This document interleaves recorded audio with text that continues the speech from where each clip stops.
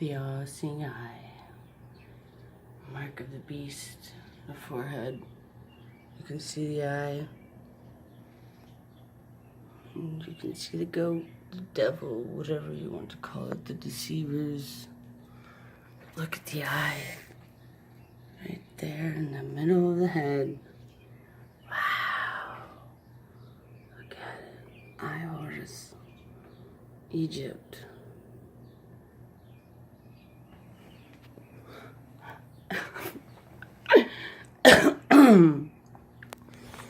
The all-seeing eye. The devil himself in disguise. Clearly you can see it. You can see it. Wow. Wow, this is all crazy. The mark of the beast right there. Mark of the beast. Doesn't get crazier than that. Hiding in his little swoop, they swoop. There it is, staring back at you. Ba-dum-ba-bum-bum. Was just leaving, and as he was leaving, beginning to run away, flames went up. The plane started to catch on fire. And then he heard screaming and realized that the pilot and myself were in fact. And they rushed me to the closest little hospital. Did they say any chance that you could survive? Well, you know, first the guys in the scene were the skydivers and then the paramedics. And when the paramedic came, and a neighbor must have seen the fire or the crash and called an ambulance. And we were out in a country area, but not far from a suburb of Cleveland.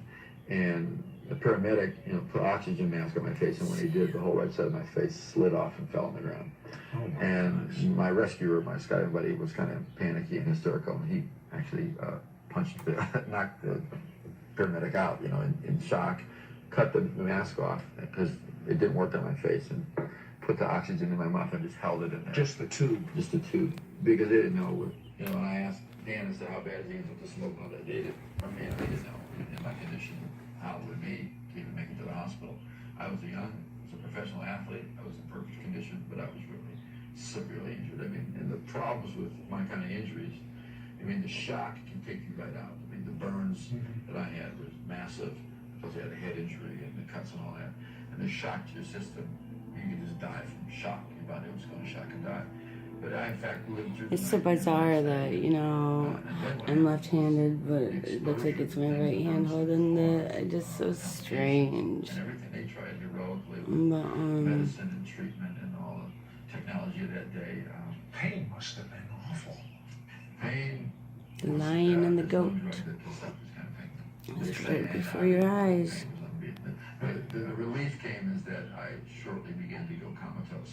My brain usually caused swelling, and I would go. So your eye, you're blind in one eye, your body's not operating, your brain's not operating, your digestive system. I mean, then I started to get like massive infection, several progressive complications, and massive weight loss as a result of the burns and. Hello. I went from 170 pounds, perfect athlete, professionally, to 90 pounds. What were the burns? What percent of your body? What type? Almost down to the bone. I don't understand third degree. That means down to the bone? All the epidermis, all the fat tissue, all the way into muscle. All the way down, some places almost right to the bone. And all the severe third degree burns over a large portion of my body, and then second degree burns over other portions of my body. Brain injury, I was blinded in my right eye. My nervous system and my legs, the nerves died in the front part of my legs both legs were nerve damaged, and they had bilateral foot drop. They were withered like bird claws. I mean, they did everything they knew how to do. Every kind of treatment. I was so infected. What did these top doctors say? Well, the doctors at the hospital I was at did everything. They were going to amputate this arm because this hand was so badly infected. But after they had tried everything, they brought in a specialist from one of the leading edge. You also, the reason you went down to 90 pounds is your digestive system was. A combination of things. The type of burns that I had in the evaporation process alone, it burns 40 calories a day, and I'm not able to take any in. So it's just tremendous. I don't have to be a doctor to say you didn't stand much of a chance. No, they didn't think from the beginning I had a chance, but they tried as hard as they could, and they found it when they exhausted all of their things. They brought in a specialist, At the end of his summary, he says there's nothing that can be done for this young man. And from that point on, they just let me alone. We're going to try and give me as much legal morphine as they could, and just let nature take its course, let me die. At that point, I had unheard of. I had never had no knowledge as I was raised. Phenomenal. I had never heard of it. Never met anybody that had an experience with Did God. you see? Nobody told me about the power of God or anything like that. But as I lay there, shaking in that horrible condition, in such pain, I remember as I was wide awake. I remember it was if it happened this morning. My spirit, my inner man, Demons, said, the devil, "We that are you are a entertaining spirit. to all. You have a soul and you live in a body. You really are a spirit. You're an eternal spirit. I'm busy on the earth. Most people are just worried about their emotions. Now his They're hand worried about what they're going to do today. is and more next week. Yeah, but curious. and they're missing the whole purpose of life. Well, there's a wholeness of life, and there's these years which are important, but there's something else that's called eternity that I was about to get a view of. Okay, did you actually die? My spirit sat up in my body, and my spirit was ejected from my body, and I went into a realm that I understand now to be the second heaven. And instantly I knew. See, time was gone, and I was aware of eternity. And it's the most profound thing. Hello. As long as you and I are walking around here, we're always conscious, tick, tick, tick, tick, of time. You get up in the morning, you go to bed at night. We're conscious on the physical plane. Everything is related to time, but everything in the spirit is related to eternity. The colors in the spirit world are more colorful. Everything's sharper. The emotions, everything. And you don't like logic and reason. That doesn't happen. You just know that you know. It's like having truth automatically all the time. And I was being drawn. There was a white light out in the distance. I was being drawn in that light. I could feel this desire. Amazing grace, how sweet the sound that saved a wretch like me. I once was lost, but now I'm found. I was blind, but now I see. I was raised in a denomination where we went to church every day, heard all about Jesus, but You were raised, from my notes, you were raised Catholic. Went to Catholic school. But you heard about Jesus. Heard a lot about Jesus, but it wasn't real. I never met anybody that told me it was real. He was way back then, and I'm busy on the earth trying to get it on, be Mr. Cool, be the athlete. I worked in the stock brokerage firm, and the day I graduated from high school, I could do a lot of things because of my God-given talents, my looks, and my abilities, and all that. I'm a skydiver. It was all temporary. I didn't give thought even about possibly going to Vietnam. I was living for the pleasure of the moment, not knowing that there was something else that was going on. And now, I'm on my way to the hospital for the first time in my life. I knew that this man, a young man that could probably do a lot of things just by his own efforts, I wasn't going to be able to help myself this time. And I said, God, I'm sorry. Please give me another chance. At times they would take me in for an operation. I'd say the same thing. I don't know how to pray. I'd say, please, I'm sorry. I want to live, give me another chance. And now I'm standing at the very edge of eternity, feeling this blackness swallowing me, knowing that if that closes, if I am sealed, I'm gone for eternity. And I screamed in my spirit, God, I'm sorry. I want to live, give me another chance. And instantly, I was standing in the presence in the throne room of Almighty God. Instantaneously, I knew I would never die for eternity. Simultaneously with that, I was bathed and baptized in the undiluted love of God the Father. I can't say that in words that do it justice. I know, but I want to understand what you're saying. I mean, this I felt God's love not based on my merits. I felt God's purest, most concentrated form of love. Now, I didn't see New Jerusalem. I didn't see any angels. I didn't see Mickey Robertson's mansion under construction. There's a Holy Ghost jacuzzi over there, whatever. Nothing. But I was standing in this. If you can imagine, if you had the ability to see radiation, it's invisible.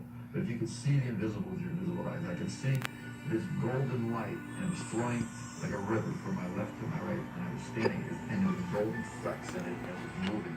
And somehow, I knew and could feel that this river is alive.